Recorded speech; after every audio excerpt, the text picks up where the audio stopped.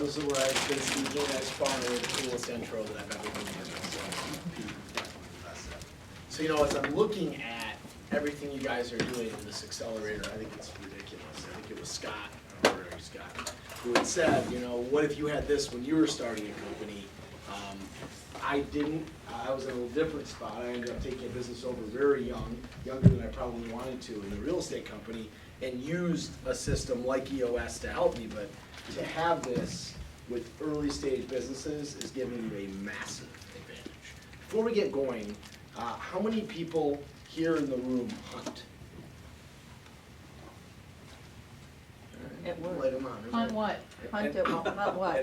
Yeah, good question. We're going there, baby, don't worry. And how many people here, and it's important that we're real about it, would say that more or less you find hunting to be a bit repulsive or in bad taste, just not something you relate to at all? Yeah, I mean, I'm amazed. Usually I have more than one person that feels that way about hunting, and it's totally normal to feel that way about hunting. I think the separating variable a lot of time with hunting is the first thing we think of is killing. And as a bow hunter, I can tell you that I spend a tremendous amount of time on the tree stand and not so much actually killing deer. About 8 weeks ago, I was in Sarasota, Florida, and I was in a state park in Mayaca, Florida, or Mayaca Park, and I was walking around this park, and I was hunting. And in this park, there's deer, coyote, raccoon, armadillo, gators. It's just a wild kingdom of wildlife. And I'm walking around, and but I wasn't hunting like with a weapon, by the way, I want to be clear. I actually didn't have binoculars on me. That day, I was actually hunting down relatable content for an upcoming speech that I had, and how to be more relatable to that audience. To me, hunting has always been far more about the pursuit of a goal or tracking something down and attaining it than it has going out and hunting animals. Nonetheless, there are some really cool ways within the disciplines of hunting that you can take and leverage to make you more successful in going after the goals that you're after. And that really is what the book, The Hunt, is all about. And so what I want to do first is I want to go through a few of whom I might consider to be some of the most famous hunters in the world. Mother Teresa. You see, Mother Teresa hunted down social inequality and social injustice amongst the world's most afflicted. And she hunted with passion, and because of Mother Teresa, many aspects of quality of life were truly changed. Oprah Winfrey. Oprah hunted down unimaginable success in a male-dominated television industry. She was able to empower millions of people along the way while doing this. And today, Oprah hunts for better education in Africa. Steve Jobs. Perhaps no hunter was much better than Jobs when it came to passionately hunting down a cause. And in Jobs' case, everything that he hunted for was for design perfection. It was for intuitive use that a little child could use. My youngest son, Fisher's 2 years old. He can work an iPad like it's nothing. Speaking of the iPad, I don't know if you knew this, but the iPad was only founded 4 years ago. It was created 4 years ago. So think about that. I'm betting that every single person in this room owns 1 to 2 iPads in their household. So it's safe to say that Jobs was a very successful hunter in this cause. Apple still hunts from the same playbook that Jobs laid out. And so today, what I want to do is I want to start to dig into why we are all hunters. You see, you may not realize it, but in each and every one of you right now, there's no doubt that you're a hunter. If you were to look at the companies that I've been fortunate enough to go speak with, regardless of what industries they're in, consistently, time and time again, Matt Farrell's a great example of this. The best companies, the best performers are the best hunters. It's who can set the clearest, best targets, go in and knock those targets down time and time again. That's what EOS is all about, that's what operating systems are all about, and that's what you guys are trying to accomplish with what you're going to do with your business. And so it really doesn't matter if you're hunting down a deal. My wife, she's phenomenal at hunting down deals, it appears. And she can hunt down any deal that's ever out there. But if you're hunting for a house, if you're hunting for a new car, you're hunting for a relationship, it doesn't matter. It's all still about hunting. So remember, hunting, this is very important as we do, hunting is more about the pursuit of a goal than it is having anything to do at all with killing. And so with that said, you guys are sitting, everybody have one of those sheets. What I'd like you to do is pull one out, it's got my name plastered on it there. What I would do is take that out, and inside that bullseye target, there's 4 quadrants. I'm about to play some what I think is cool music. I may age myself a little bit, but that's all right. Take your pen out and write down 1 to 4 goals or targets that really truly move the needle for you. Doesn't matter if it's family-oriented, business-oriented, that if you hit those targets, it would begin to change everything.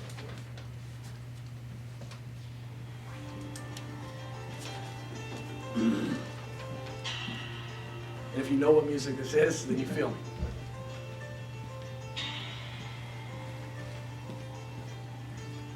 It could be losing weight, it could be consistency of working out, whatever it is. It's about what's important to you and your life.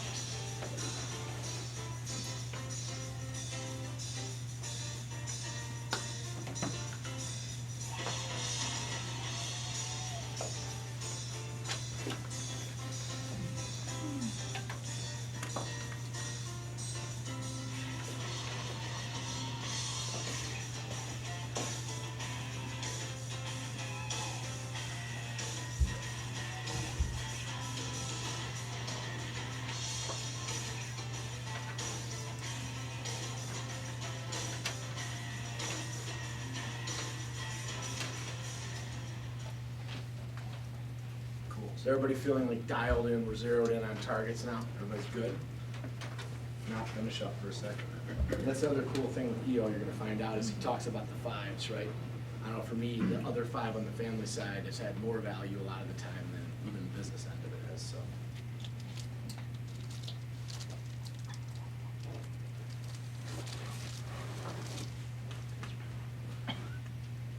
Everybody ready to roll? All right, cool. So we're not going to take a gun or a bow and run off into the woods. But what we are going to do is I'm going to be your guide, and we're about to jump into the hunt system. There'll be pieces of this hunt system you might sit there and go, not so much, I don't feel that. But I believe that you will find nuggets in here that will help you truly begin to reflect on yourselves in a different way and start to focus on going after those targets that right there in front of you that mean so much. So with that said, these are the 7 steps to the hunt system. Step 1, identify obstacles. Okay, so anytime you go hunting, you think, oh, this is gonna be the greatest trip in the world, we're for sure gonna tag out, this is gonna be awesome. And then the weather changes, or something's wrong with the tree stand when you get there, or your gun has an issue. There's always something that comes up or an obstacle. And as people, most of the things that get in our way are internal obstacles, right? So what's happening here is this boy is staring at this shadow of this monster, right? But it's not a monster, it's just the shadow of this little boy. But to him, it looks like a monster. So feel me on this. How many times have you freaked out about something, assumed the absolute worst case is gonna happen, you've projected 40 ways to the moon that it's gonna be a disaster? How many times does this happen to you guys? All the time, right? And then, when you actually get all the data, right? When you actually get all the information, what do you usually feel? What about it? Right. No big deal, not so bad. So that's losing perspective. And it's a common variable that comes from fear, shame, guilt, doubt, stories that come back and haunt us with that self-talking voice that get in the way of what we're after. And so what I want to first talk about is how to identify and then convert obstacles into targets. Okay, so this company Pete was referring to, which he is actually a founding partner of, he undersold himself and oversold me in the deal. But he's got the best deal because I have to run the business day to day and he's my partner. So within obstacles, we were sitting, I don't know, a few weeks ago, I was with my revenue cycle company, and this is a brilliant bunch of people, right? So I am blessed to have a team like this in a startup. It's a unique startup. Most of the guys came from McKinsey, or they've come from Accenture, they've come from Lazard. These are all guys that came with deep consulting backgrounds, many of them in healthcare, and they're as sharp as they get. And so we're sitting here, and I'm all pumped because I've got a new business opportunity that would grow us. This is my lace, by the way. I carry a lace. It's like a blanket. You'll get used to it. And so we're sitting here, and we have this amazing opportunity to bring on a $2 billion system, right? It would more than double our company. So my target is to convince this team that we have to do every damn thing possible to win that business. This is going to double our company, and it's going to grow us out of state. And I'm like, this is awesome. So I get done, I put the presentation on, and then right away, my COO, wait a minute, growing out of state, this is we're doing awesome, but this is a startup company. There's going to be major staffing concerns with this. This is not good. Okay, all right, obstacle. What else are we concerned about, guys? And it's guys and gals, by the way, I apologize for that. And so the next person who speaks up, she's a project manager on the team. She says, I'm actually worried about the culture fit. I said, what do you mean? She says, well, they're a for-profit hospital system, and I'm not sure our current model meshes with them, and the cultures mesh. So I'm like, huh. So there were more obstacles, but let's convert these two. This is exactly what you do. First thing is you've got to get curious, all right? Second thing is you've got to keep an open mind or be open-minded. And the third is you've got to focus on the target. The target, in this case, is to grow $2 billion of revenue and more than double our business. That was the target, and I know we all agreed on that target. So now it's a matter of knocking away obstacles. So obstacle one would look something like this in getting curious. Now, open mind, very important, right? Face stays very neutral. And this means this, when you're in these situations, if you show too much emotion, someone feels they're being judged, someone doesn't want to deal with it. So it would look like this. You raise a really interesting point. That is going to be a staffing concern. I bet that that's right. Let me ask this. If we were in a situation where we had a site lead identified and we had a couple of managers identified, would we feel comfortable that we have a good grasp on how to go in and take this account on? Immediately it was like this sigh of relief. I was, oh yeah, obviously if we had that solved, it'd be easy to backfill the rest and we could augment people in from our team. I said, all right. So before I call Pete and have him kick off a staffing search to go find these people, who might we know from inside the consulting arenas? Well, just like that, one of the people that were there, another project manager, raises his hand. He says, wait a minute, Linda would be awesome at that. I don't know why I didn't think of it. She's 80 miles away. She wants to bail. She was ready to commute to Detroit to come on with what we're doing in the company. She says, I know she'd take the job and she'd be phenomenal. And she knows all sorts of manager types. I said, well, all right, that's awesome. I said, so as a team, are we willing to agree that this is now an open target? Could we put a 30-day target down that says we will have a site lead and 2 managers identified in 30 days? Ben, the guy who was talking, responds back, we can do it in 15. It's great. 15-day open target. So right there, what we just did, we just converted what looked like a huge obstacle. We could have spun out and perseverated over for hours, and we converted it into an open target. The other issue was easier. And the other issue, I said, guys, you got to help me, right? We have a business that's going to do 40% EBITDA year one. We're really not a nonprofit, so why is this trouble meshing together? And the response came back to me, well, you know what, it's probably a non-issue. Great, we all agree, no one has a concern over this in the room, right? Need buy-in, no one has a concern over this. No, it's good, it's good. Down target, down target. So right there, we identified and converted 2 targets, one to an open target, one to a down target. Took what could have been 2 obstacles that everybody was scared of and made them next to nothing in the spot, on the moment. And so when you're able to do that, you could do the same thing within yourself, right? If you get curious and ask yourself the logical questions, keeping your own mind open and focused on the target, there are no obstacles that you can't move past. And so it's a really good practice to try this because I promise you it works, but you've got to be clear on what that target is. So, sleeping again?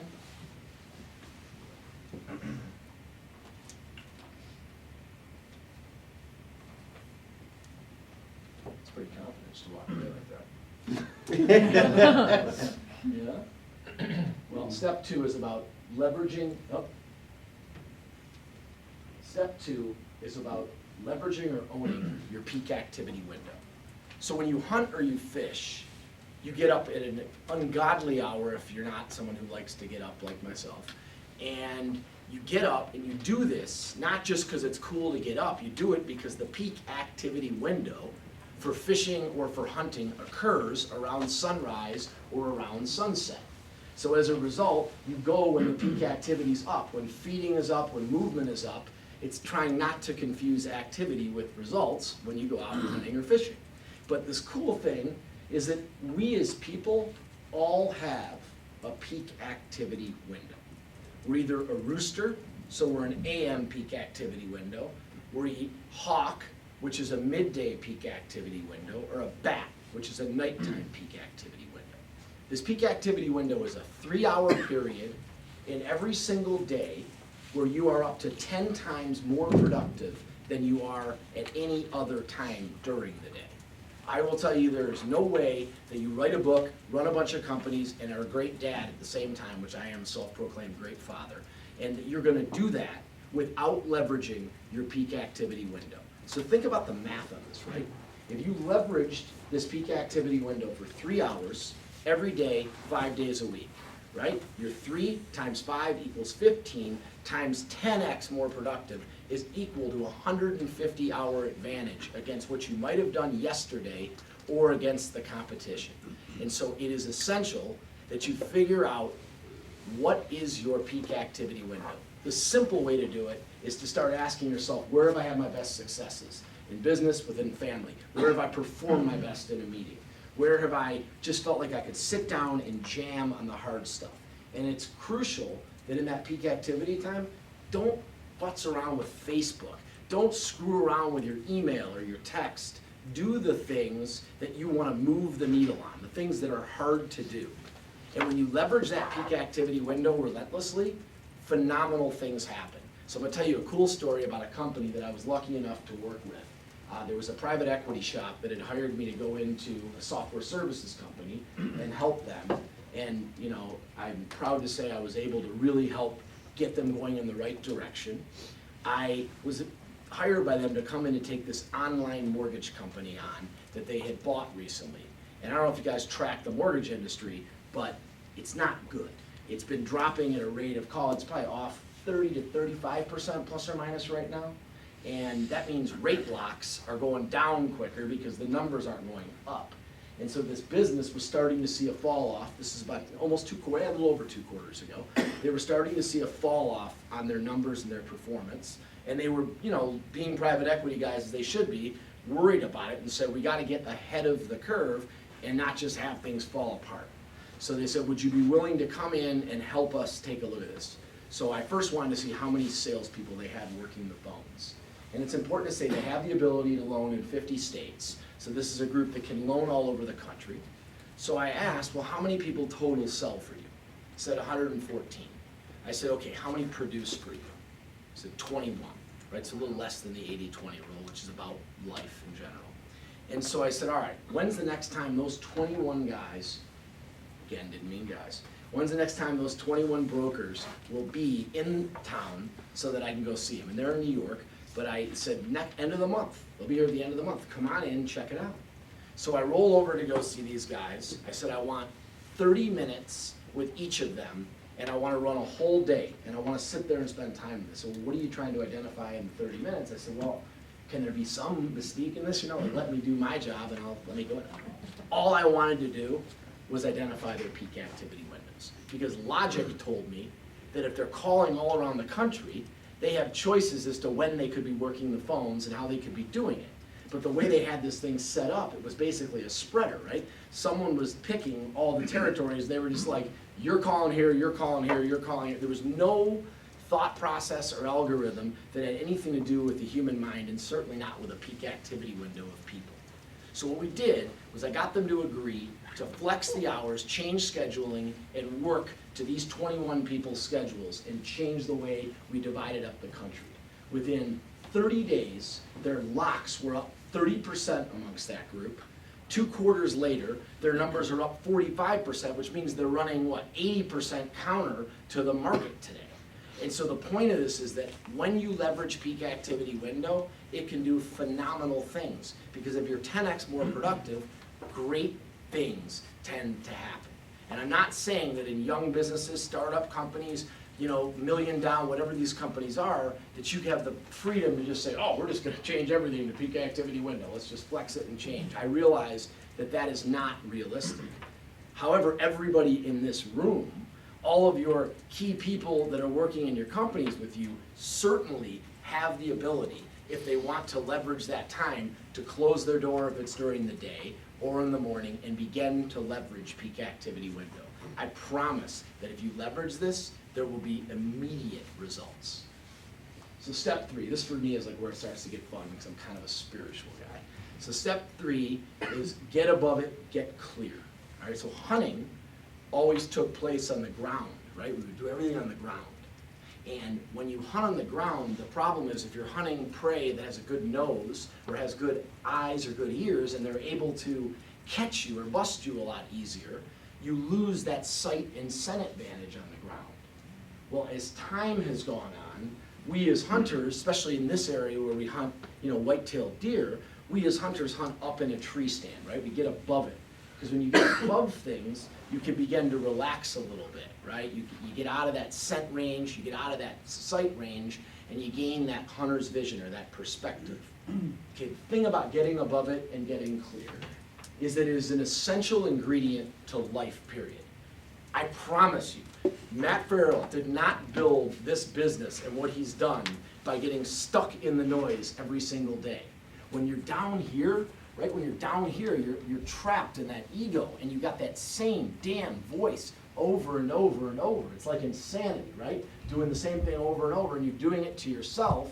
And meanwhile, you lose focus of what the desired outcome was. You lose focus of what the target is. And so if you want to hit all those balanced targets that are sitting in that bullseye, and if those are the targets that mean the most to you, you need to be able to get above it and to get clear so that you can really begin to see situations, feel them, hear them, being on them, not just in them.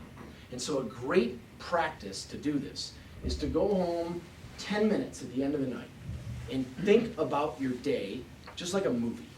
Play it through. How did the thing go? From the time you got up to when your day ended, and look for or feel for or see whatever it is that your key way of receiving things are. Look for those moments where you're like, oh, right? Where you just effed up in a meeting, right? Like you had it so close, right? We all do this. I mean, we're so close to a closing or in the middle of this deal and it's just like right there. And all you gotta do is like hold the uncomfortable moment of silence for 5 more seconds. And that voice starts in your head, well, what if you don't say anything? You're gonna look weird. No, shut the up and let the closing occur. That happens by being able to watch yourself, stay above it, stay clear, and stay focused on the target. When you're above and clear and you're focused on that target, you start knocking down more and more and more of these targets. And you can take it from me, like, I'm a Jew that hunts, right? Like, I mean, I'm like Ted Nugentberg. I mean, Jews don't hunt, right? I mean, seriously, who hunts that's a Jew? I do, and I live for it. I'm trying to convert, I got about like 4 down of converted Jews that hunt. But anyway, getting above it and getting clear, I want to look at a company and a leader that is a master of this. Mark Zuckerberg and his ability to stay above, stay clear, and to get above situations is like nothing else. The reason that I bet long on Facebook isn't because their earnings look good this quarter, that quarter. It's because Zuckerberg doesn't care. The only thing that he cares about is getting that much more of those 6 billion people across the world connected onto his platform of Facebook. And he wants them to get up and check it. He wants them to feed his information through it. He wants you to put your pictures. He wants you to live your life inside of Facebook. And that brilliant focus of staying above it and staying clear is why Facebook will go long in the world. It's why Facebook will work. It's why it is working. If he really worried that much about his stock share price, he'd have made 1 million moves different. And the thing with Facebook that's so cool is These ad things, they put a new product in place, they make $1 billion off of it because the critical mass of people that are there are unreal, but Zuckerberg doesn't worry about that. He only feeds that enough so that he can continue focused on that mission of connecting as many of the 6 billion people that exist in this world as there are. And that's it. And so for you, it's worth practicing getting above it and getting clear. And I promise you that if you do this, what's going to happen is when you sit in a meeting and then all of a sudden you're like about to lose it and you're going to be like, you'll be sitting there and you'll start to laugh almost, right? I mean, I don't know if you've ever felt that, but you start to laugh at yourself. You're like, and sometimes I found it's just easier to say, I totally just lost it there. I apologize. My ego got the best of me. Let's stay focused on where we're going here. And you might think that's crazy. It's not. It converts time after time because it's real. And so the truth be known, what will happen is as you get on situations more, you find it easier and easier to continue to stay focused on your targets. Getting stuck down below, no good. I call that like the judge, and up there you're like the scout. All right, so step 4 is be real and be authentic. So when it comes to authentic, I'm a bow hunter. As a gun hunter, As a fisherman, I'm not bad. But when it comes to a bow in my hands, I am home. It's like my place, right? It's where I belong. And there's this like mistaken belief that authentic people, in order to be authentic, you have to have a huge personality, right? I mean, Matt Farrell could go in and work a room great. Pete Davis could go in and work a room great. But they're only authentic because they're really being authentic. It's not because you need this big personality. You know, if you're a phenomenal programmer and you want to get your geek on, dude, get your geek on. Be who you are. Be real, because people like real. People buy real. I've always said, I don't care how much money someone has. If you can't be real, you have nothing.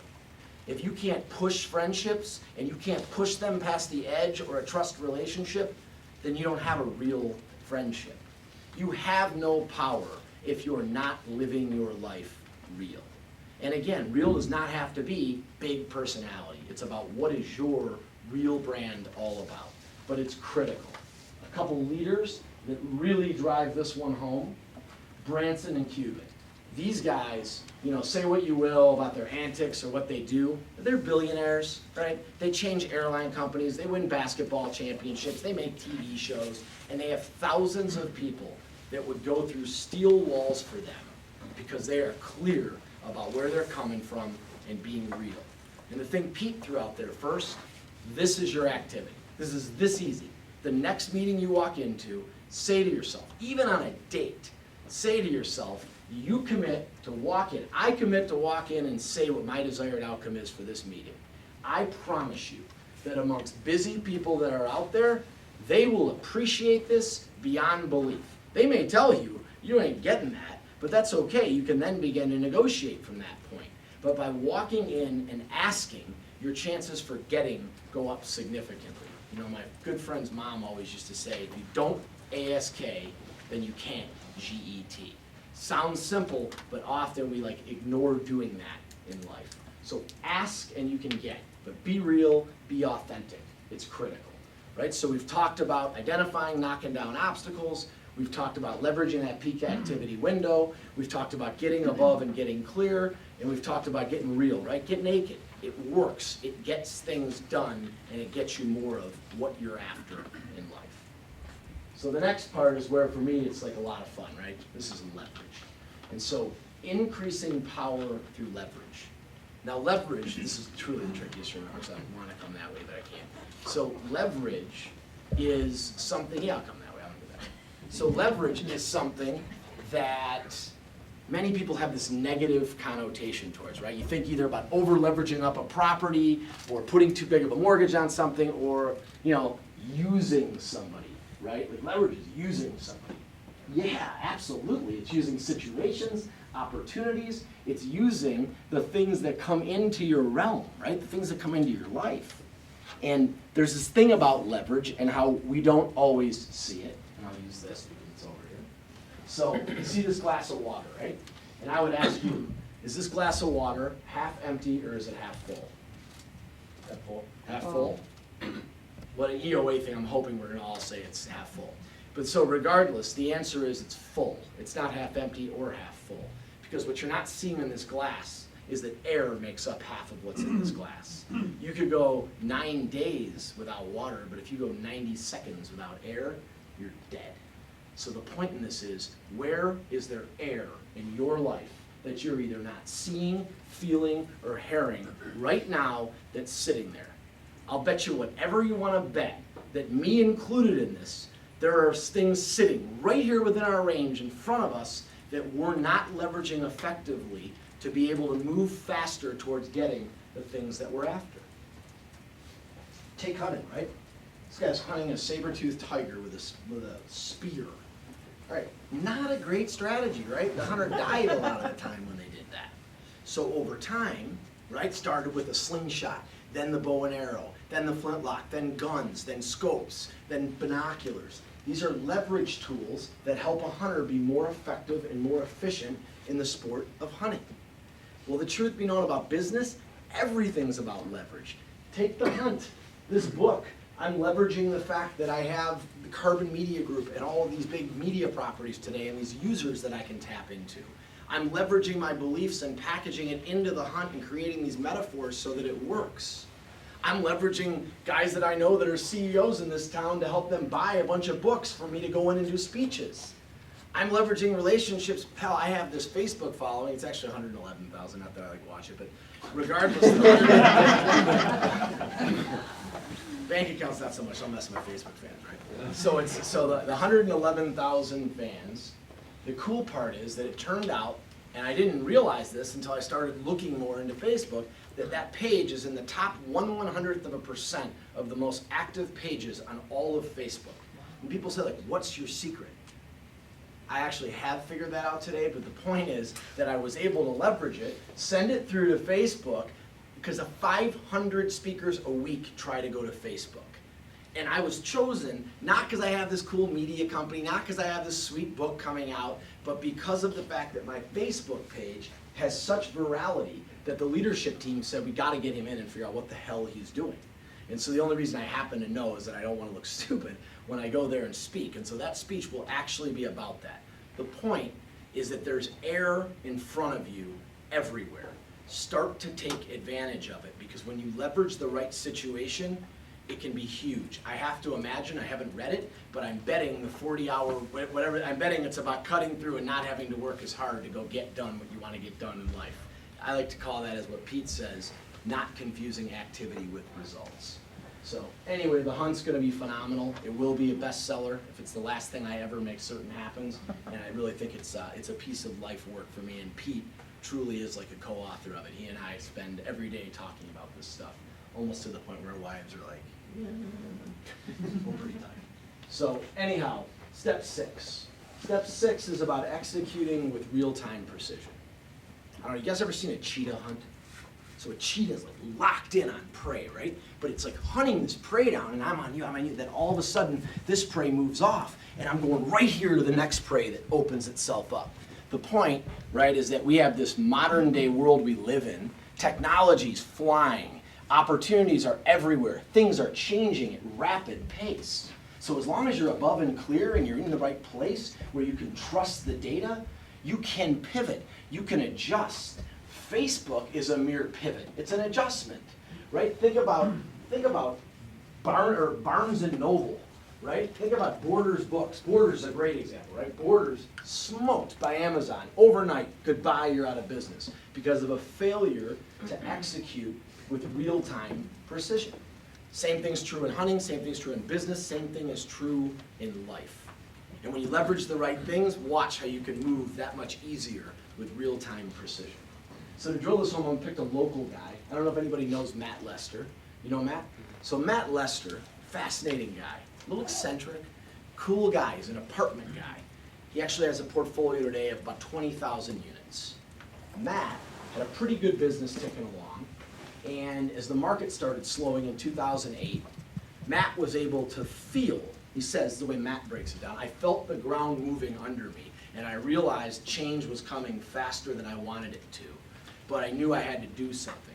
So every apartment player in town was lawyering up, right? They're like lawyering up. they're ready to go, they're checking their loan documents, they're ready to fight the banks. Well, Matt didn't take that approach. Matt called a meeting in, he said, screw that, we're calling every lender we have, we're gonna walk in and we're gonna lay out our books, and we're gonna show them where we see softness in the market. We're gonna explain where there could be some loan, debt to ratio coverage issues, where we could be in a tough situation on these properties. We're gonna show them what markets are gonna go soft so we can help advise them, and we're gonna turn this into a good situation. Well, that little bet Matt Lester made took him at that time from 9,000 to 20,000 units. Not only did he never give a property back, Matt was able to then become the go-to player for every bank that took assets back from others. Matt Lester was the first call. Every broker that had a property that they were getting ready to list, Matt Lester became the first call. All because of a brilliant ability to execute with real-time precision and take advantage of market conditions and then leverage and go. And today, Matt Lester, he's doing okay. And so Princeton Apartments is a great example of executing with real-time precision. But you can't do it if you're not getting yourself in the place where you can trust that what you're seeing is real. Step 7. So step 7 is about fighting back from adversity. So this story is about me. In 2006, I was in the real estate business. My brother and I, our model was that we would work with Wall Street money, and we saw that the lending markets at that time were going to show some tightening up. And my dream, my whole life, was to start a professional hunting league. Right? Like, yes, like a professional hunting league. Yes, that was my passion, my dream. And more than that, I wanted to do something that was going to change the world of hunting forever, right? I wanted to change the world of hunting forever. And as you heard me talk about in the beginning, I've always been a believer that hunting is far more about hunting than it is about killing. So in that light, I decided I was going to start a professional hunting league that was non-fatal. So we went out and we patented a way to put tranquilizers together where you could shoot them with an arrow without killing an animal, and then I could create competition around it. I mean, it sounds cool, right? You don't have to kill the animal, you can compete for money, it's a better idea. Hell, I mean, at that time, Vince McMahon had taken the World Wrestling public. And I'm like, this guy became a billionaire overnight, he's a dork. Like, this guy's got nothing on me. I'm freaking a Jew that hunts, dude. I'm gonna own the hunting world, let's go, right? Yeah, well, things don't always work out the way that you might hope that they will work out. And we had a huge groundbreaking for this, and in a matter of minutes, I'm on CNN, I'm on Bloomberg. I mean, it's like looking awesome, right? I'm on ESPN around the frickin' horn. I'm like, dude, this is so cool, we're totally blowing this up. Well, that night, I was surfing the web, and everywhere I looked, on outdoor enthusiasts or hunting and fishing websites. I mean, everywhere I looked, it just kept getting worse. It was things like David Farbman and his ego-boosting World Hunting Association will destroy the sport of hunting. Hunting is about killing, it's not about competition. And I'm thinking, what the hell's going on? Then I managed to piss off the other side, right? I'm the only dude ever that could piss off the NRA and fucking PETA. Do that. I mean, to this day, I am speaking next week at the Mule Deer Foundation, and so I have to talk to them about their fight with antis, and I can actually say I aligned PETA and the NRA. Like, that's not possible. And so it got really bad, to say the least. I mean, it was so bad that I didn't have any idea what to do. Well, then death threats start, right? Like, it's not bad enough I got no business model, a boycott starts, my hunters start dropping off my tour that hadn't taken off yet, and now I got death threats. Now I gotta worry about the safety of my family. And I'm like, this is really dumb. Like, is this for real? And my wife at the time, who I had just married, is like, you need to stop this. This is crazy. Like, what are you doing? And what did I do, right? What did I do? So what I did at this time was I actually drove up north to my farm, and I climbed up into the highest tree stand that I knew how, right? Get above it, get clear, figure out what's going on with all these obstacles, figure out what's happening. So at the time I had this, it was like a BlackBerry 8600. And I'm freaking searching through these emails that people had forwarded me. And it's got everybody in the entire hunting industry copied in this thing. And it is like, we need to capital K-I-L-L, David Farbman's World Hunting Association. This needs to be stopped. And I mean, it is like, I couldn't believe somebody would write this one. I mean, like, people don't even know me. Like, really? That's for real? Yeah, it was for real. So, but I start going through this, and all of a sudden, I recognize something. There were a few names on all those emails that didn't seem to match the rest of these industry names. And then I start looking a little closer, and with my exceptionally slow internet on the BlackBerry, I'm able to figure out that those three guys were lobbyists, big lobbyists, not the kind of lobbyists that like play, the kind of lobbyists that like put bills in place in a day or remove senatorial candidates in a day. So I know it seems bad, but again, remember with losing perspective, once you've got clarity on what you can try to go do to solve it, you're moving in the right direction. So I pick up my phone, call them up one at a time. They don't deny a thing. They basically are like, your business is done. I said, regardless, can I come to DC and at least have a chance to explain what I was trying to do? Because really what I want to do is I want to change the world of hunting forever. I want to grow the sport of hunting. I'm not trying to upset people here. Didn't try to get in the middle of this.